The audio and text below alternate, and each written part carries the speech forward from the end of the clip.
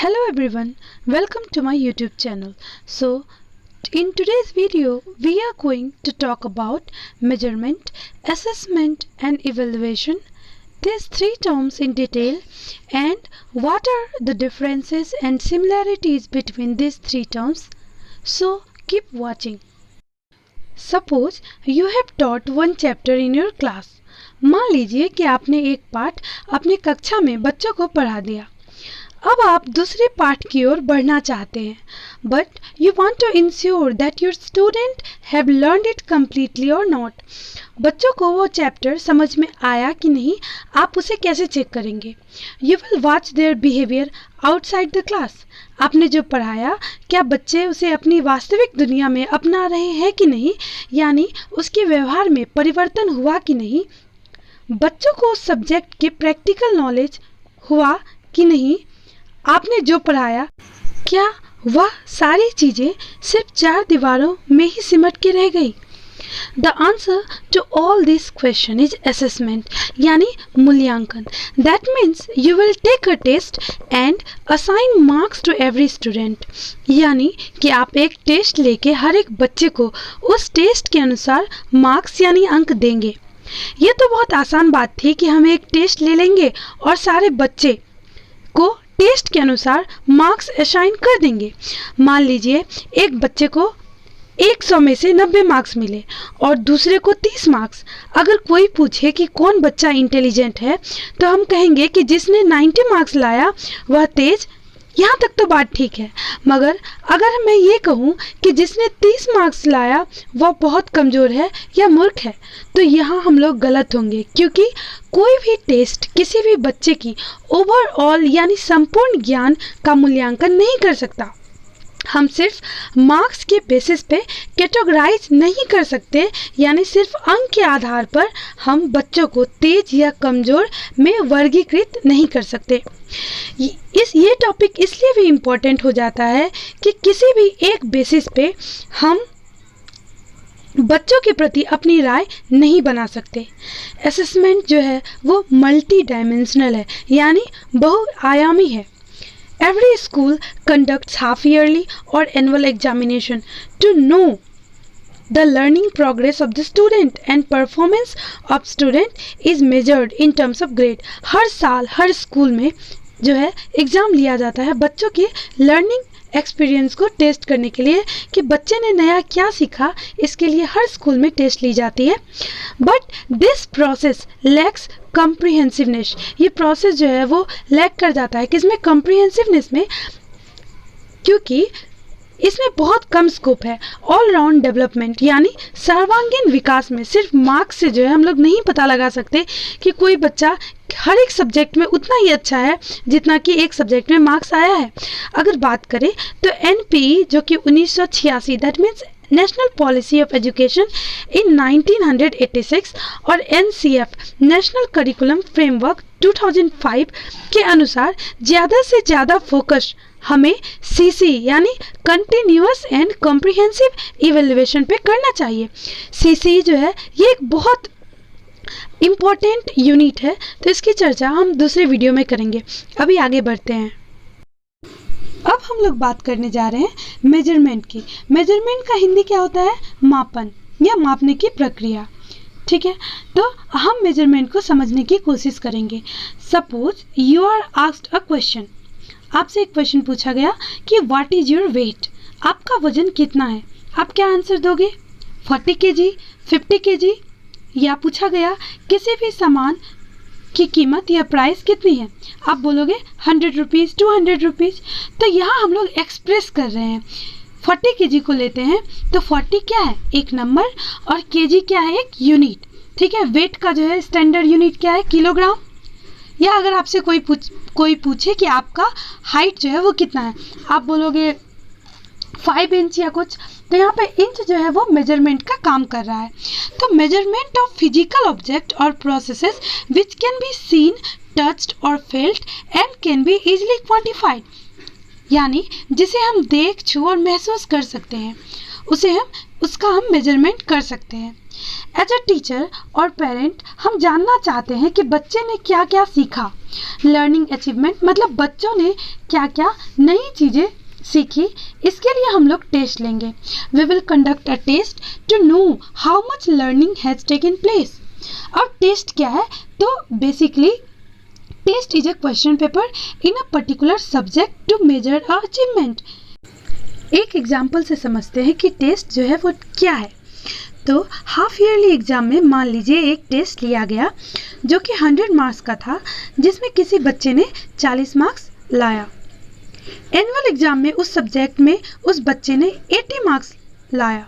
हम लोग बोल सकते हैं कि इम्प्रूवमेंट हुआ है। अगर साइंस का टेस्ट था तो पहले 40 और फाइनल में क्या हुआ, उस बच्चे ने कितना लाया, 80 मार्क्स लाया। तो यहाँ इम्प्रूवमेंट हुआ है। 40 मार्क्स हाफ ईयरली में और 80 मार्क्स जो है फाइनल में लाया। तो कहीं ना कहीं वो उस बच्चे ने मेहनत की और उसका फल उसे मिला, यानी कि इंक्रीमेंट हुआ उसके मार्क्स में, यानी उसके लर्निंग में कुछ इम्प्रूवमेंट हुआ। एक और एग्जाम्पल लेके देखते हैं। मान लीजिए इस फिगर में 3 स्टूडेंट है। एक ने 100 मार्क्स लाया, एक ने 0 और तीसरे ने 50 मार्क्स लाया। तो हम ये नहीं कह सकते कि जिस बच्चे ने 0 मार्क्स लाया है उसके पास कोई भी नॉलेज नहीं है उस सब्जेक्ट की, या जिसने 100 मार्क्स लाया है उसे उस सब्जेक्ट की 100% जो है वो नॉलेज है, या जिस बच्चे ने 50 मार्क्स लाया है उसे सिर्फ 50% नॉलेज ही है उस सब्जेक्ट की। हम लोग ये बात नहीं कह सकते कि जिसने 0 मार्क्स लाया है वह कुछ नहीं सीखा है। और हम लोग इस मार्क्स के बेसिस पे किसी को रिमार्क्स नहीं दे सकते कि जो 0 मार्क्स लाया है वो पुअर है, या जो 100 मार्क्स लाया है वो एक्सेलेंट है, और जो 50 लाया है वो एवरेज है। अगर किसी ने अच्छे मार्क्स लाए हैं तो इसका मतलब ये नहीं कि वे अदर एक्टिविटीज़ में भी अच्छा होगा। उसका इंटरेस्ट जो है मान लीजिए बुक्स में ज़्यादा होंगे। जैसे सिर्फ टेक्स्ट बुक के अलावा अगर कोई बच्चा दूसरा बुक्स भी पढ़ता है तो उसका इंटरेस्ट, रीडिंग हैबिट जो है उसका उसमें ज़्यादा है। तो ये मार्क्स के बेसिस पे हम लोग पता नहीं लगा सकते। सिर्फ एक टेस्ट से हम लोगों को पता नहीं लग सकता कि कौन से बच्चे में कौन सी स्पेसिफिक एबिलिटी है। इससे हम यह कह सकते हैं कि सिर्फ मार्क्स से ही नहीं हम सब कुछ पता लगा सकते हैं। ओवरऑल लर्निंग को मेजर करने के लिए हमें बहुत सारी इंफॉर्मेशन चाहिए।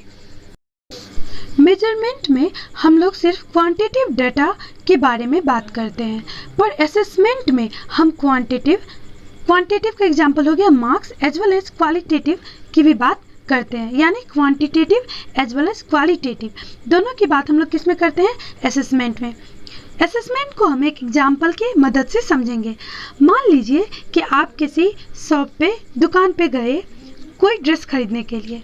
अब आप ड्रेस में क्या क्या चीज़ देखिएगा, ड्रेस की साइज, कलर, सबसे इम्पोर्टेंट प्राइस, और उससे भी ज़्यादा इम्पोर्टेंट कि आप अपने रिक्वायरमेंट के अनुसार ड्रेस लेंगे। ठीक उसी प्रकार अगर आपको मेजर करना है किसी स्टूडेंट के परफॉर्मेंस के बारे में किसी भी सब्जेक्ट में, तो आप क्या कीजिएगा, सबसे पहले टेस्ट लीजिएगा या उस बच्चे को प्रोजेक्ट दीजिएगा और प्रोजेक्ट मेथड से जो है जानने की कोशिश कीजिएगा कि वो उसका एक्टिविटी में कितना इंटरेस्ट है। उसकी एक्टिविटी हम लोग वॉच करेंगे, बच्चे की एक्टिविटी ना सिर्फ क्लासरूम के अंदर बल्कि बाहर भी। क्वांटिटेटिव यानी मात्रात्मक जैसे कि मार्क्स, क्वालिटेटिव यानी कि गुणात्मक जैसे कि interest in learning the concept, बच्चों का इंटरेस्ट एक कॉन्सेप्ट को पढ़ने के लिए कितना है। Involvement in subject related activities, बच्चे जो हैं वो एक्टिवली पार्टिसिपेट करते हैं कि नहीं। तो असेसमेंट का डेफिनेशन क्या हो गया कि assessment refers to the process of collection of quantitative and qualitative information और specific issues based on which steps can be taken for facilitating enhancing a learning. Example लेते हैं फॉर्मेटिव टेस्ट का। तो फॉर्मेटिव टेस्ट में क्या होता है कि पता चल जाता है हम लोगों को कि बच्चे का मार्क्स से कि कौन सा बच्चा पढ़ने में ज़्यादा कमज़ोर है किसी एक टॉपिक में। तो टीचर जो है वो रिमेडियल क्लास करवाते हैं और उस बच्चे को अलग से पढ़ा के समझा के उस टॉपिक में तेज करते हैं। और फाइनल के जो एग्ज़ाम होते हैं दैट मीन्स जो समेटिव एग्ज़ाम होते हैं उस एग्ज़ाम में जो है बच्चे अच्छा प्रदर्शन करते हैं। इवेल्युएशन यानी कि मूल्यांकन। इवेल्युएशन को हम एक एग्जाम्पल से समझते हैं। Suppose you want to take admission in a college और university in a particular course. मान लीजिए कि आप एक कोर्स में एडमिशन लेना चाहते हैं, तो आप किन किन बातों का ध्यान रखेंगे एडमिशन लेते समय? पहला, कि आपका इंटरेस्ट उस सब्जेक्ट में हो, उस कोर्स में प्लेसमेंट ज़्यादा हो, आपको उसमें नौकरी मिलने के बहुत ज़्यादा अवसर मिले, वहाँ की पढ़ाई अच्छे से हो, वह एक रेप्यूटेड यूनिवर्सिटी हो, आपके लिए वहाँ जाना आसान हो, यानी डिस्टेंस जो है उस यूनिवर्सिटी का आपके घर से अगर है तो कम हो, उस यूनिवर्सिटी की रैंकिंग कितनी है आप ये भी पता लगाएंगे, कितनी कंपनी वहाँ आती है प्लेसमेंट के लिए ये भी हम लोग जानेंगे। यानी कि हम लोग जज करते हैं फिर डिसीजन लेते हैं, यहाँ हम लोग जजमेंट पास करते हैं अपने पॉइंट ऑफ व्यू के हिसाब से। ठीक उसी प्रकार when you are going to evaluate the learning progress of a child, यानी कि जब आप किसी बच्चे का मूल्यांकन करना चाहते हैं तो आपको सारे डायमेंशन यानी सारे आयामों को ध्यान में रखना होगा, सारी इंफॉर्मेशन, चाहे वो क्वांटिटेटिव यानी मात्रात्मक, यहाँ बात करें तो मार्क्स जो है वह क्वांटिटेटिव है, और क्वालिटेटिव यानी गुणात्मक। फीडबैक अगर हम ले किसी टीचर से किसी बच्चे के बारे में, है ना, और सारे डेटा अगर हम कलेक्ट करेंगे टेस्ट लेके अलग अलग सोर्सेज से, उसके बाद उसको केयरफुली एनालाइज करेंगे।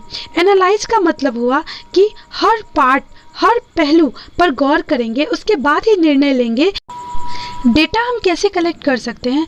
केस स्टडी करके, बच्चे को प्रोजेक्ट वर्क देके, उसे ऑब्जर्व करके, टीचर से फीडबैक लेके, है ना, ये सब से हम लोग डेटा कलेक्ट करेंगे। उसके बाद उसको केयरफुली एग्जामिन करेंगे, तभी कोई जजमेंट पास करेंगे किसी बच्चे के लिए। अब हम लोग डिफरेंस देखेंगे असेसमेंट और इवेल्युएशन में। असेसमेंट और इवेल्युएशन दोनों का मीनिंग एक ही है। अगर हिंदी में बोले तो दोनों का मतलब जो है मूल्यांकन ही होता है, और असेसमेंट और इवेल्युएशन ये दो शब्द को हम सिनोनिम्स की तरह जो है यूज करते हैं, पर इन दोनों टर्म में शब्द में डिफरेंस है।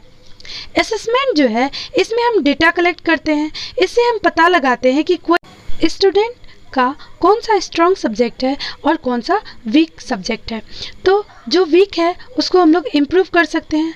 तो फॉर्मेटिव एग्जाम जो है वो लिया जाता है किसके लिए? असेसमेंट के लिए।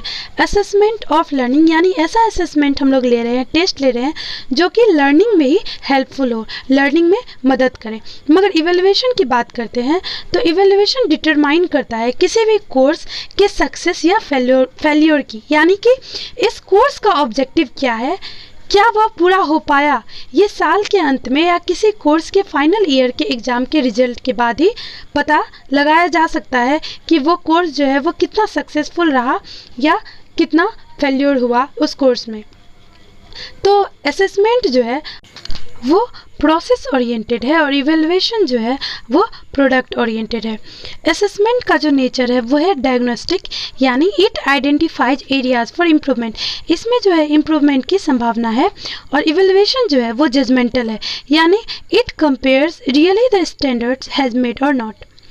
ठीक है, और इवेल्युएशन जो है वह चाइल्ड सेंटर्ड है, यानी बच्चों के मुताबिक जो है इसे डिज़ाइन किया गया है। तो ये हो गया असेसमेंट और इवेल्युएशन के बीच में difference. Thanks for watching this video. If you like this video then comment, share and subscribe.